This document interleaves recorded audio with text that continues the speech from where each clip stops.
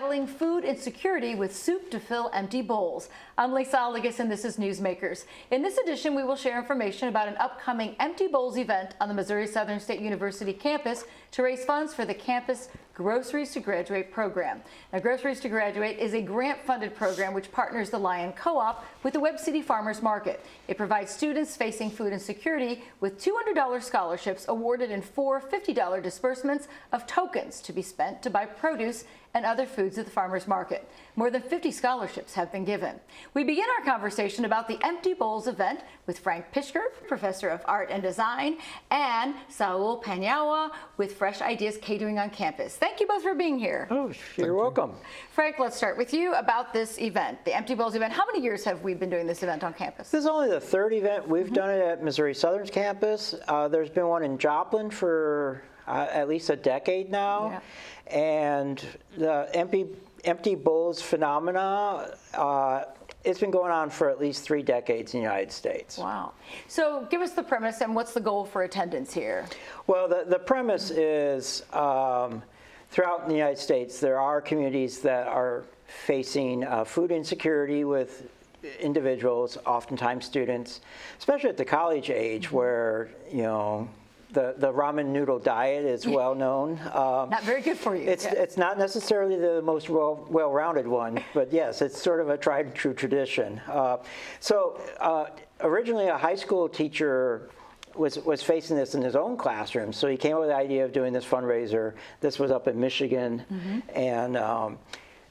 and from there, they set it up as a sort of an open registration. Anybody can use the moniker and the premise across the United States. There's no charge, there's no fee. So they set up this sort of umbrella sort of guideline, and then nationwide, it has spread to all kinds of communities across. Awesome. So you have art students who are making these bowls. We do. We have both art students who are making them as well as members of the Southern Clay Club. So those aren't even art majors. They're just Missouri Southern students with an interest in working with clay. We have a lot of degrees where there's not time in their curriculum for them to take extra art classes, but they have this passion to make things. And so we facilitate that in the club. And then, of course, in the classes, you know, when I'm teaching how to throw on the wheel, on the potter's wheel, one of the basic shapes that we all learn is how to throw a bowl. So how many bowls have been created for this event? We've got hundreds of bowls. Excellent. I believe last year we had 300 bowls on the table for people to choose from. And we only had about 150 participants last year for the actual event, so plenty of options for which bowl to choose. And now that it's in its 3rd year, we'll hopefully have even bigger attendance. What you do is you put soup in those bowls, and so tell us about what you're going to be making from Fresh Ideas. We will be doing a smoked corn and green chili chowder. Excellent. It'll be a nice little smoked corn, a little bit of bacon in there, cream, and some local ingredients. Is it spicy? I hope so. So tell us, I mean, why did Fresh Ideas want to participate in this Empty Bowls event? Anything we can do to help the community, students especially here on campus. I'm always willing to do whatever we can for our students, so Fresh Ideas will be a big part of that. So I know there's a number of other restaurants, but how much do you prepare and how long does it take to prepare? We're probably going to do 5 gallons. That'll take about a couple days just to cold smoke stuff, roast some chilies for it, and you know, that extra love, because soup is always better the next day. Aha, there you go. Good to know. Yeah. So is it soup a good source of nutrition? It is. It's filling. You know, we're going to get as much as we can local, so hopefully that'll help out for our local community and, you know, fill up some stomachs. So Frank, tell us a little bit, does it make a difference to an artist knowing that what they create is functional? It can. I mean, art is a big spectrum, and there's definitely people who are artists who want to make sure nothing they make is functional. It's purely an aesthetic experience. But you know, the craft side of art, I mean, there's a lot of people who are very interested in being makers. Somebody who's creating some sort of object, some sort of physical, tangible product that then is shared and experienced in multiple ways. And of course, ceramics has, it's one of mankind's oldest technologies, and it's got this close, deep relationship with food preparation and storage. So talk to us about making a bowl. I mean, you said it's one of the first things they might throw, but this is a process. What's the timeline when you create a bowl? So there's multiple ways to go about it. You can use the potter's wheel, which is the quickest, most efficient way to actually create the shape, but you can do that strictly by hand. You can take a ball of clay, put your finger in it, and then start pinching out, squeezing it, and create a bowl. I've seen people slap a ball of clay right on their elbow to create a bowl. You can use a molded form. There's all kinds of ways to go, but primarily you will physically shape the bowl with very soft clay and take it kind of to the limit of where it's going to hold itself up. And then you have to let it dry. And clay takes, well, it depends on the humidity, but it takes about a day or so to get to a point where you can then have it be stiff enough you can tool it, you can finish it without losing its shape. And then we will partially fire it, so we call that a biscuit firing. Not that it tastes like a biscuit, but the way the clay looks, it's porous, it's very dry, just like a biscuit or a cracker would be. And at that stage, because of that porosity, we can apply a glaze that's being suspended in water.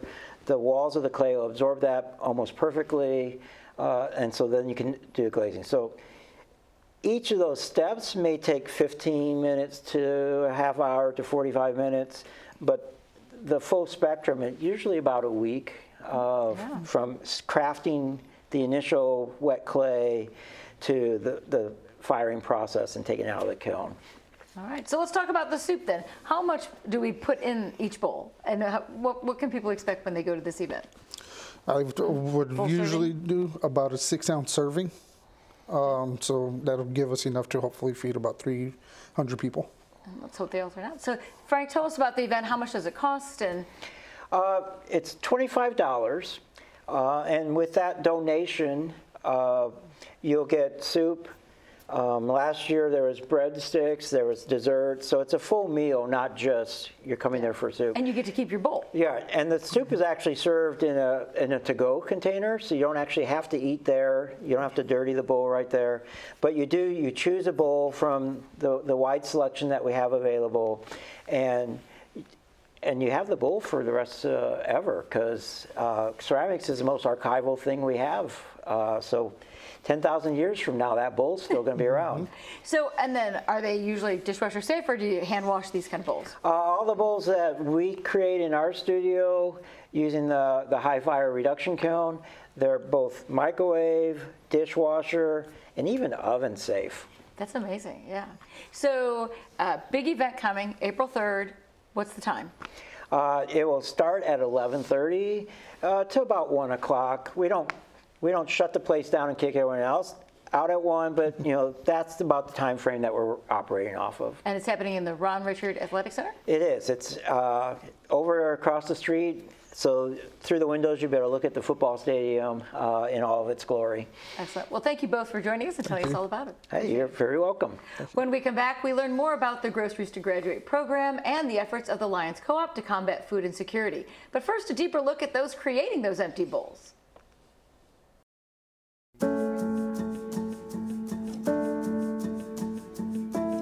They call it throwing a bowl on the potter's wheel. Art major Maggie says pottery is a process. Her favorite part? I would say when right in the middle where you can really actually work with it, where you don't have to like baby it too much. I like that, like the leather hard stage where you get to carve or work with slips and stuff like that. That's where I like working with it. A lot of it has to do with drying textures and just working with the clay and working with your hands a lot more than other types of art forms. Drawing, painting is all two-dimensional. Printmaking is also two-dimensional. So I think working 3D form is why it allows other people to come in and it builds a larger community that way. And a lot of people feel a lot less stress from it than drawing. They feel like it's something they could work with instead of having a skill already. I took it to just have some fun and make something that I'm proud of and get to have some sort of therapy and creating something. Clay is moldable, squeezing, pressing here and there. For those familiar and those new to working with it, there can be challenges. For me, I enjoy the challenge of it, because you can't really make exactly everything that you want to make. Like, there's limitations to that, and learning about that for me is the fascinating part, but it's kind of like a double-edged sword. But I enjoy the challenge of it, so that's why I like working with clay. Yeah, we're still gonna need gloves.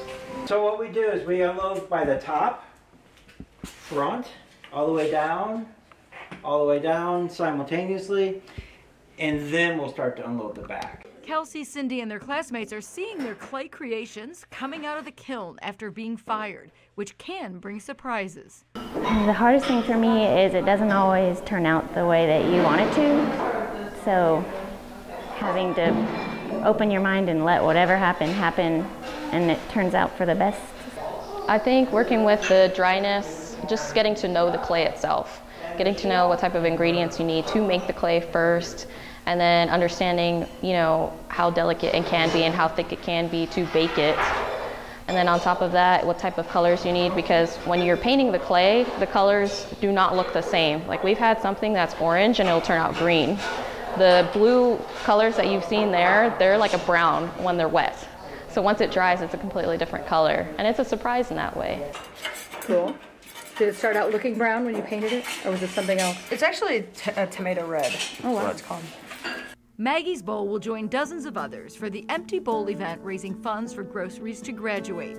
These creations will go home with those attending, clean or filled with soup, making the students' art both practical and pretty.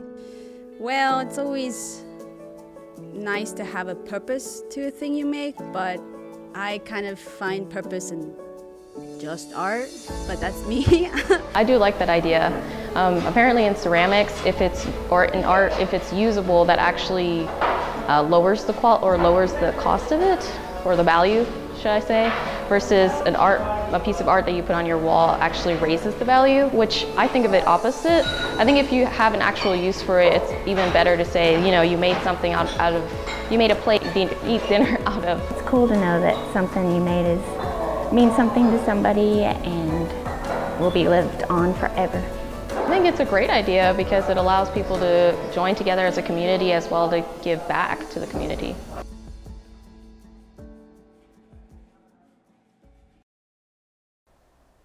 Welcome back to Newsmakers, where we are highlighting the Empty Bowls event coming up April 3rd on the campus.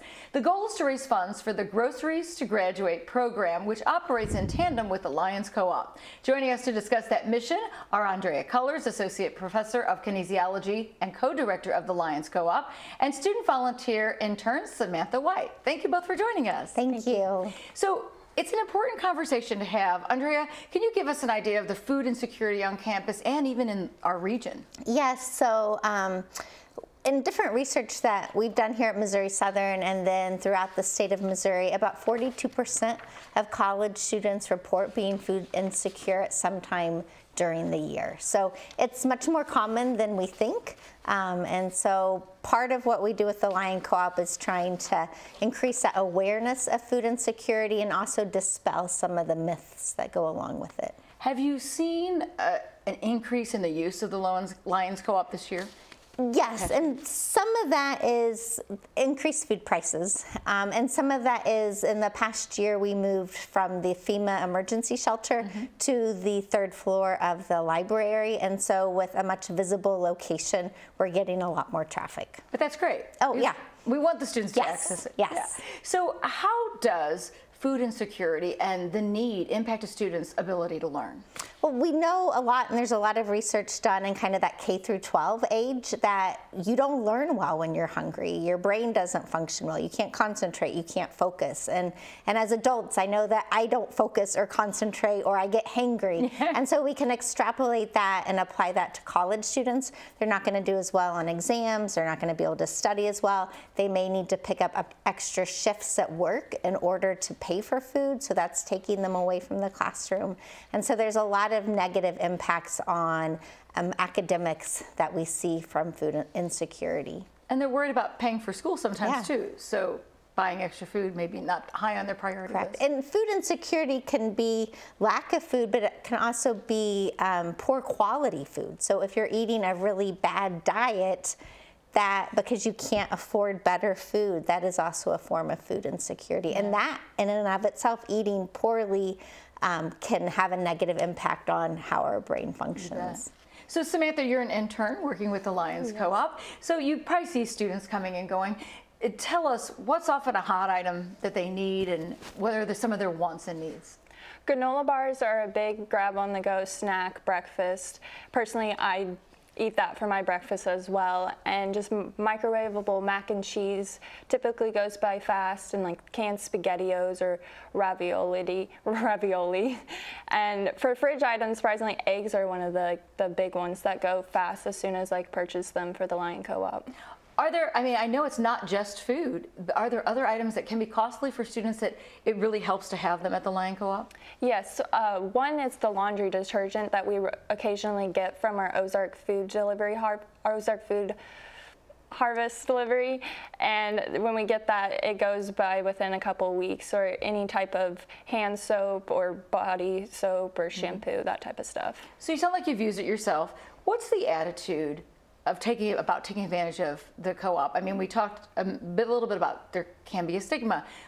What's the perception students have of coming in for this? Some students are a little embarrassed and don't want to take the help. They feel like maybe that they're not as in need, but in reality they are. And just coming in, and the new layout in the library makes it a lot more welcoming. It's a lot brighter in there, and it's laid out like a grocery store, so it doesn't feel as like a food pantry, and you're not being watched while you're in there. So as soon as people step in, they feel comfortable. It's just getting that first step into the door. Excellent.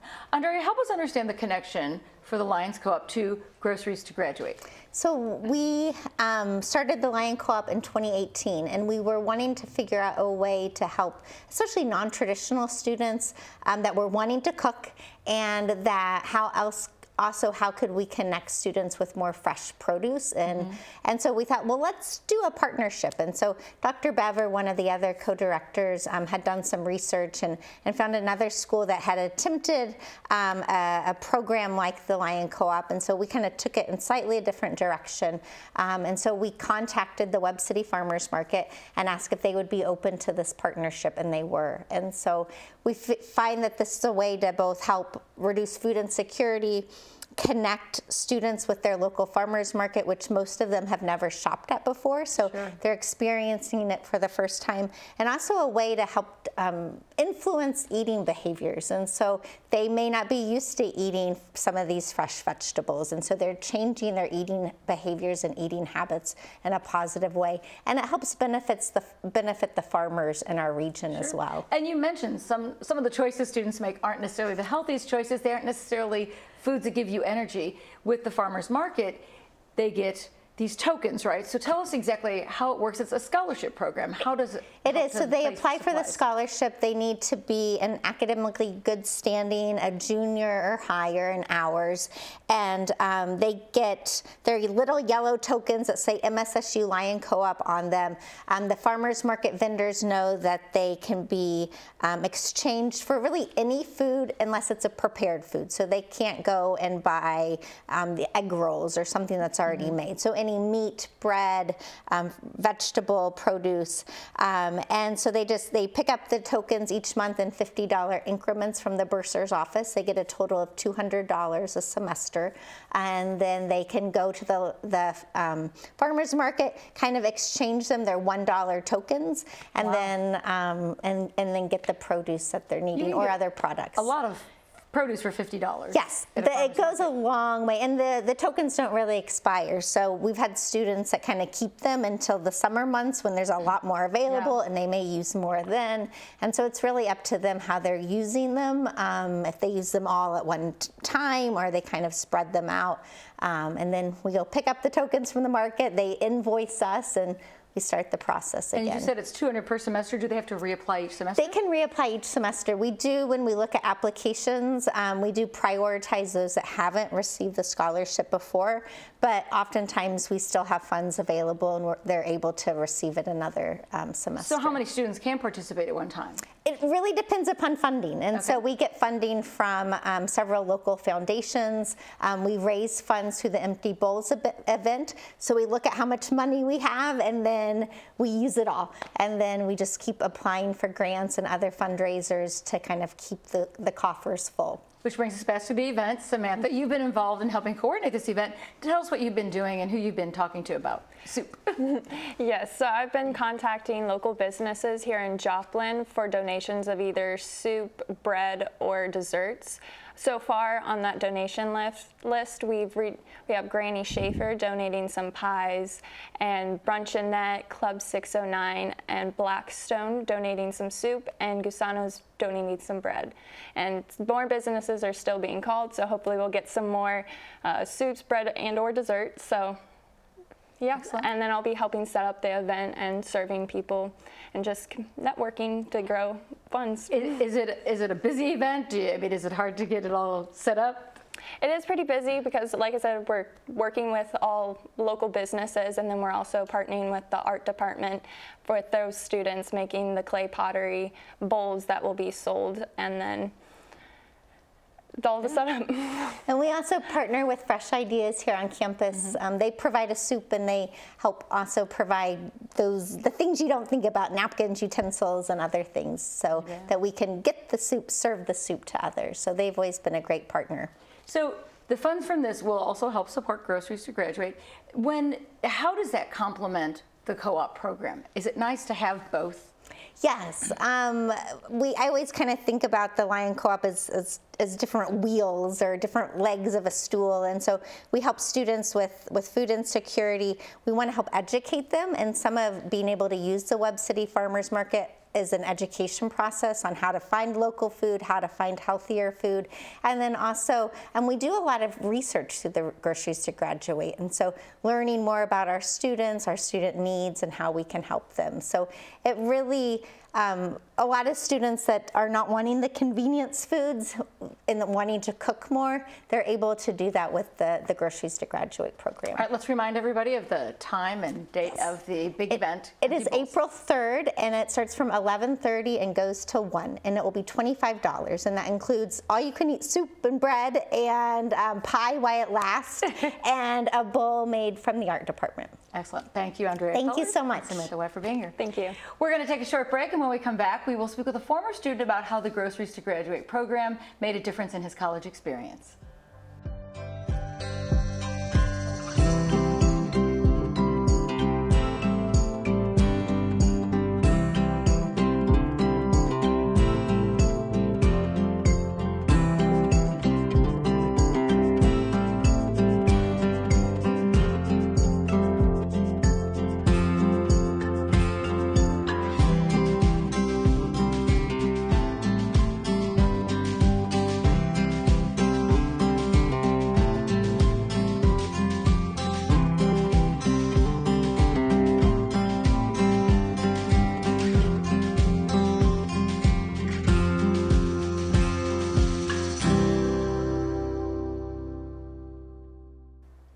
Welcome back to Newsmakers, where we are talking about the upcoming Empty Bowls event, April 3rd, which will benefit the Groceries to Graduate program. Joining our conversation is Jared Carper, an MSSU alum working on campus now with Project Stay.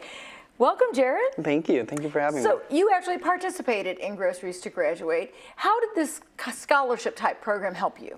So I think I was maybe one of the founding members of this scholarship. I heard about it near my senior year. I was approaching graduation. It also happened to be a time where the pandemic was really bad. Finding jobs and working while going to school was extremely difficult. I was trying to stay involved, but also trying to protect myself. If I got sick from COVID, I wouldn't be able to go to work for 2 weeks. So being low income and trying to balance all of these things groceries to graduate not only helped me get food and not have to worry about that as an extra expense, but also get really healthy food as well. So was it fun being able to go to the farmer's market? Yes, this shop? is actually the first time I ever went to the farmer's market too. I didn't know about the Webb City Farmer's Market since I was from Grove, Oklahoma. So when I actually went, this opened up a whole new world of a place to shop, a place to get fresh produce, and to support local businesses too. And did the tokens go far? They actually really did. It would depend on kind of what you spent on, and I tried to prioritize, say, like the tomatoes, the lettuce, anything fresh or anything that I couldn't get, say, like Aldi or Walmart for cheap, pretty much. Were you also accessing the Lion Co-op? Yes, at the same time. The Lion Co-op back then was instrumental. That you could shop online as well. They were really flexible. So you could actually shop online. They even had all their stuff laid out in a very easy to access format. They even had hygiene products too. And those can be really expensive, especially like laundry detergent. Laundry detergent, deodorant, things like toothpaste can even add up too. You work now with students in Project Stay. How big a factor is money in being successful in school? I was working with a student just last week who's concerned about not having a car, not knowing how they're going to get groceries while staying on campus during the summer. It is a huge factor, and that concern, if you're stressed about that, you're not focusing on your academics. So being able to alleviate any stress from your personal life or from your finances will actually help you focus on what's most important when being a student. So is that something you share with students a lot? Absolutely. My personal experience with this actually really helps motivate and destigmatize a lot of these things. That's awesome. So I know in other charities there is concern about a stigma, getting a handout. What do you say when you talk about it to folks, and does it dispel that? Especially when I talk about my own personal experience, a lot of our situations in life we don't have an option over, especially when it comes to funding school. School can be expensive, but it is the only step sometimes to getting to the job that you want and following your passion. So I try to always tell students, following your passion has to come first. Obviously, your essentials have to come first. Yeah. But if you can find ways to help you follow that passion, alleviate stress, alleviate and help your mental health, that's got to be the most important thing. You don't have to be too proud to say, oh, I don't take that. Because even a working individual, if you're taking off to go to school, then you may need a little support. Yeah, yeah. And things add up so fast too, especially when prices are rising, gas prices are astronomical, especially when conflict happens in the world and affects us just here in the small town. So what do you think of the Empty Bowls event? This is one of my favorite things to attend on campus currently. Not only because it helped me in the past, but also just because it's such a fun social event. Also, being able to pay it forward is something that's really important to me. Donating to the Lion Co-op, being able to help at the Empty Bowls event. And there's a lot of good soups and foods there too. I'm a foodie, so this is priority #1 for me too. Excellent. Well, thank you, Jared Carper, for sharing your perspective and sharing it with students as well on a daily basis. Thank you for having me. All right. Well, that wraps up this edition of Newsmakers. We hope you will attend the Empty Bowls lunch that's taking place on Wednesday, April 3rd from 11:30 to 1 at the Ron Richard Athletic Center next to the football stadium. Thanks to our guests today, and thank you for watching.